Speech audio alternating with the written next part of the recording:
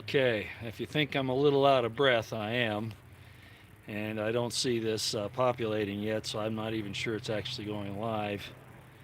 But I'll go ahead and put it up, and if it doesn't work, we'll do it again. Oh, there we go. Somebody, of course, that's probably a bot. Thumbs up. Let's see if anybody else shows up. Oh, great. There we go. Zimble, thank you. 5 by 5 Monica Beach, thank you. Thank you. Hello, everyone. Hello, hello.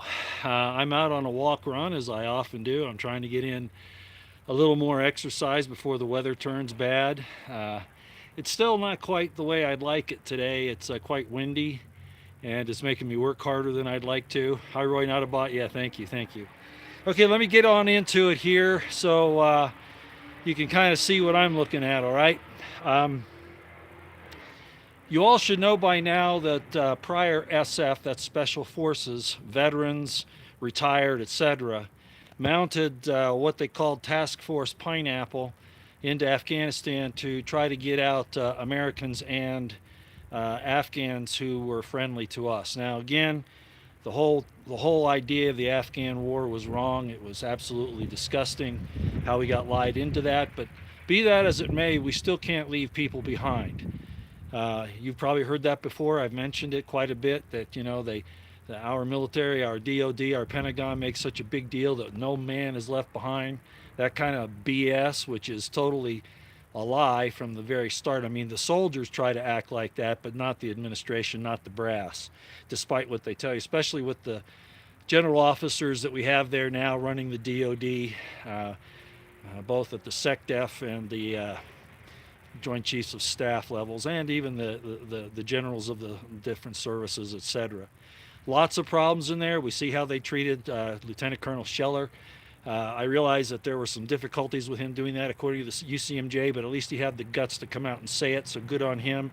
He is definitely a man of God, even if he doesn't worship God as an agnostic. He's got it in his heart to do the right thing, and that's what God's really after, not necessarily extolling God on every time you turn around trying to impress him.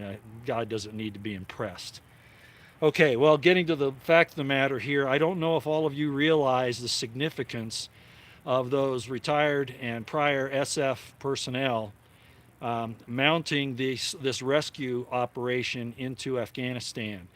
They did it without the help of the DOD. They did it without the help of anybody in the government, apparently, maybe some insiders that kept their mouths shut. But it came mostly from private donors.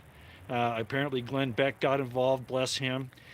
We also know that the Department of State and the White House tried to shut this thing down of this rescue by apparently notifying the neighboring nations in Afghanistan not to allow these rescue aircraft to land or refuel in their areas. So everything was done by this administration and actually the entire government. And I would take that all the way back several presidents ago, including every jack last one of them, even though a lot of you won't agree with that.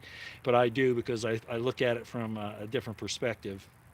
But at any rate, the point is that everything that they did to try to stop this, our highly trained and determined prior SF didn't let any of those obstacles get in their way, and they complete. I don't know that they've completed their mission yet, but they're not letting it interfere with their mission. They're finding ways around it. Okay, so what I'm telling you is that even though I have a great mistrust for the larger part of the military, because they've taken several decades now to turn our military into what you see Milley today as being in SecDef Austin. There are very few really that I know of anyway, and that's probably my own fault. But Lieutenant Colonel Scheller is obviously one of a kind, right? There are not many of him. But we do have these prior SF people that, even though they may know that the things that happened in Afghanistan were wrong, that our government was actually corrupt in doing what it was doing, the fact is they weren't going to leave anybody behind, and they mounted a mission to go take care of it. Kudos to them. I salute every single one of them. Now, what does this mean? And this is the interesting part. You remember Biden said that there's no way that we can stop the government from doing what they're doing to us, that we can't mount a defense with our measly little AR-15 rifles, etc. That they've got the Army, the Navy, the Air Force, they've got bombers, they've got drones, they've got nuclear weapons, etc., etc. Right? In other words, threatening Americans because we question whether the government is corrupt or not. We can't even question that anymore. They want to stop that, and that's what President Biden's the domestic terrorism directive was saying, is that if we question the government, we are extremists and domestic terrorists, right? Remember all that? Well, Janet Napolitano, if you recall, said that veterans were on probably the number one, I think, on her list of possible domestic extremists, domestic terrorists, right? That's what they would come into.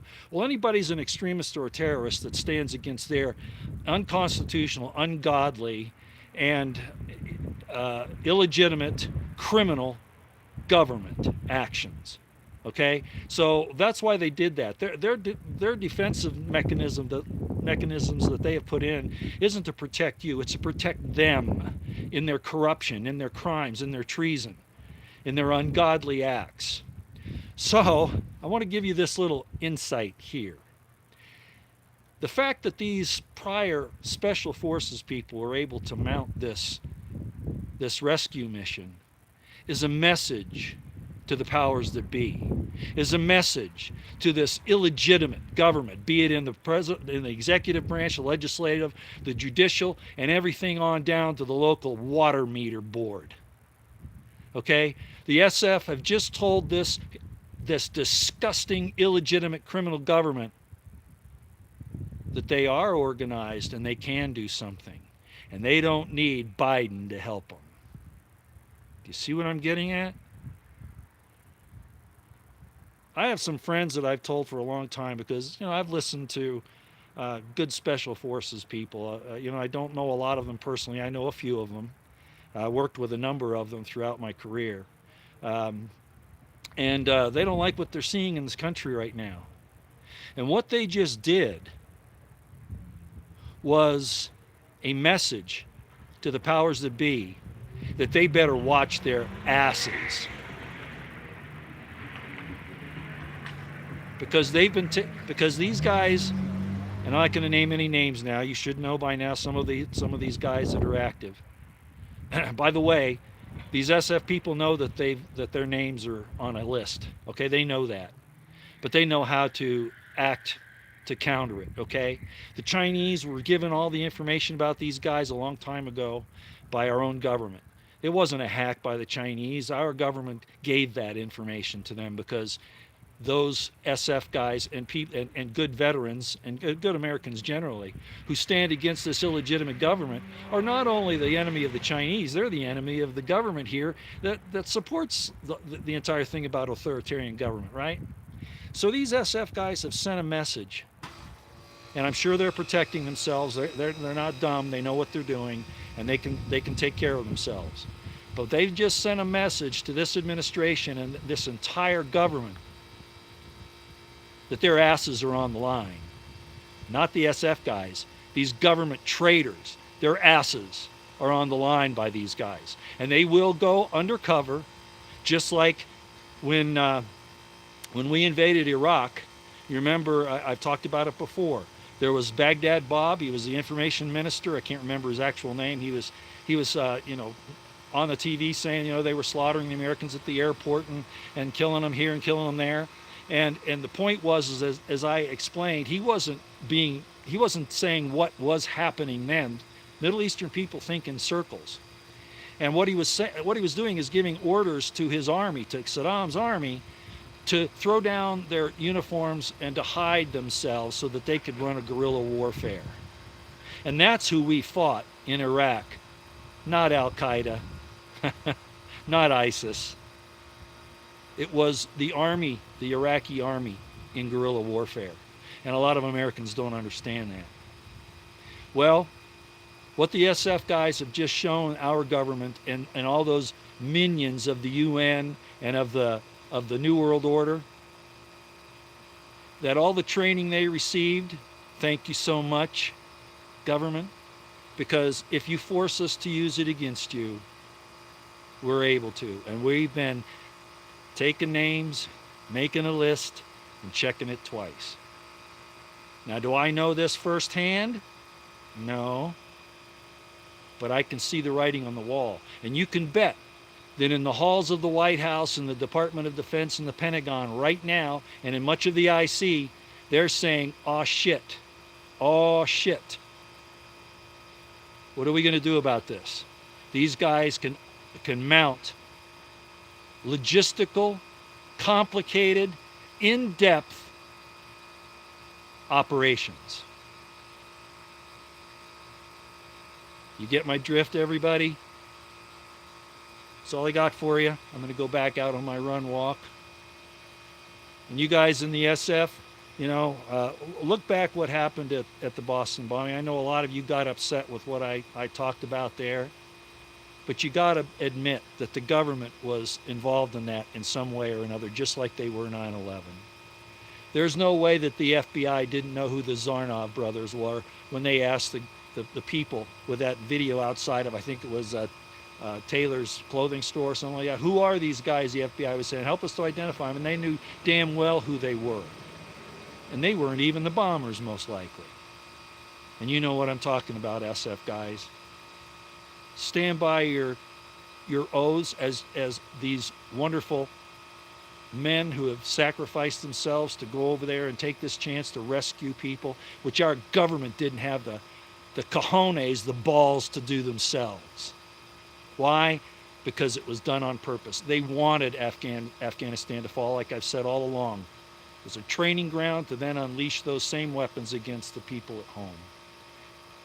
Protect the poppy fields, protect all those other minerals that they could hand over now to the Chinese. Not the poppy fields. The Chinese won't have anything to do with that. The poppy fields will probably go away now. But the Chinese will be there to take over the minerals, just like they've done in Africa, just like they've done taking away our Panama Canal, which our government gave away to them, and our western ports. Our government is our enemy, and they prove it every day. And I don't mind saying it. You guys have taken nearly everything from me, and you know it.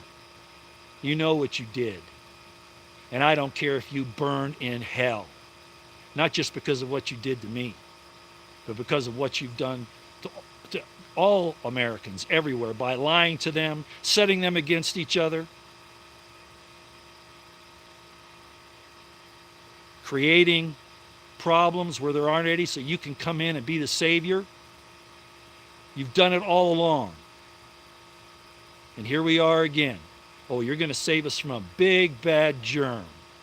No, you know exactly what you did. And those guys in the SF, if they don't know right now, guys, get a hold of me. We'll have a talk. Out here for now.